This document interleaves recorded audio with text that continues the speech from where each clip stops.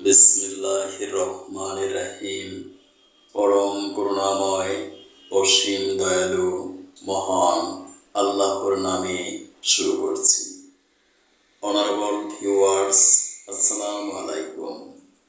বিশ্বের যে প্রান্ত থেকে আমার আজকের বাংলা কোরআন পাঠ অনুষ্ঠানটি দেখছেন, digital biochemic heart cancer and diabetics research হসপিটালের পক্ষ থেকে সকল দর্শক শ্রোতাদেরকে জানাচ্ছি আন্তরিক অভিনন্দন।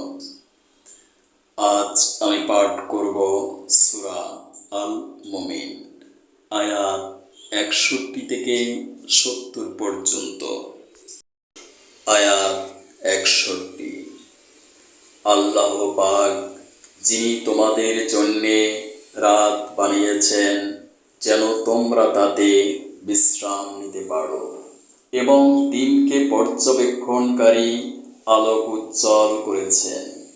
নিশ্চয়ই আল্লাহ পাক মানুষের প্রতি সব বিশেষ অনুগ্রহশীল, কিন্তু অধিকাংশ মানসিক কৃতজ্ঞতা আদায় করে না। আয়াত 62। এ হচ্ছে আল্লাহ পাক, যিনি তোমাদের প্রভু, প্রত্যেকটি জিনিসের একক স্রষ্টা। তিনি ব্যতীত অন্য কোনো মাবুদ নেই। বলো, তোমরা কোথায় কোথায় ঠোকর খাবে?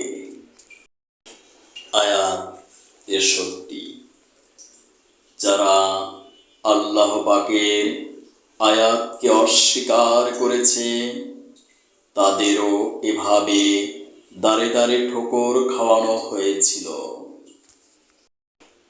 আয়াত 64।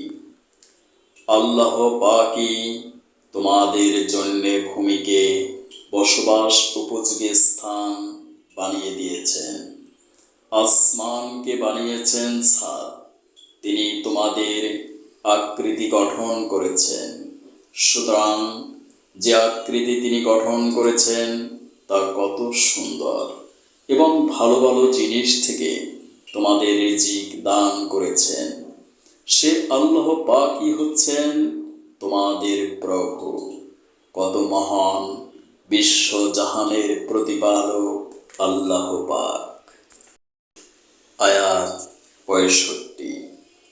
তিনি চিরঞ্জীব, তিনি ব্যতীত আর কোনো মাবুদ নেই। অতএব একান্ত নিষ্ঠাবান হয়ে তোমরা তার ইবাদত করো। সমস্ত তারিফ সৃষ্টিকুলের প্রভু আল্লাহ পাকের জন্যে। আয়াত 66। হে নবী, আপনি তাদের বলুন, আমাকে নিষেধ করা হয়েছে যেন আমি তাদের ইবাদত না করি, যাদের তোমরা আল্লাহ পাকের বদলে ডাকো।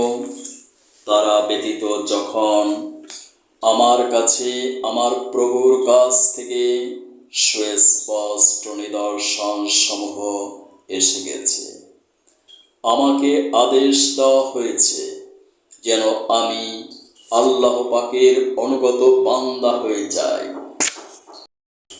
আয়াত 67। তিনি আল্লাহ পাক, যিনি তোমাদের মাটি থেকে সৃষ্টি করেছেন, অতঃপর শুক্রবিন্দু থেকে, তারপর জমাট রক্ত থেকে বানিয়ে তোমাদের শিশু হিসেবে বের করে আনেন।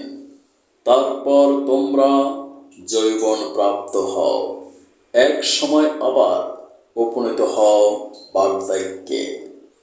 তোমাদের কাউকে আগেই মৃত্যু দেওয়া হবে। এসব প্রক্রিয়া এজন্যই রাখা হয়েছে যেন তোমরা সবাই নির্দিষ্ট সময়ে পৌঁছাতে পারো, এবং আশা করা যায় এর ফলে তোমরা সঠিক ঘটনা বুঝতে পারবে। আয়াত 68। তিনি আল্লাহ পাক, যিনি তোমাদের জীবন দান করেন, তিনি তোমাদের মৃত্যু ঘটান। তিনি যখন কোনো কিছু করার সিদ্ধান্ত করেন তখন শুধু এইটুকুই বলেন হও, অতঃপর তা হয়ে যায়। আয়াত ৬৯। হে নবী, আপনি কি ওদের অবস্থার দিকে তাকিয়ে দেখেননি যারা আল্লাহ পাকের অবতীর্ণ করা আয়াত সম্পর্কে নানা বিতর্কে লিপ্ত হচ্ছে?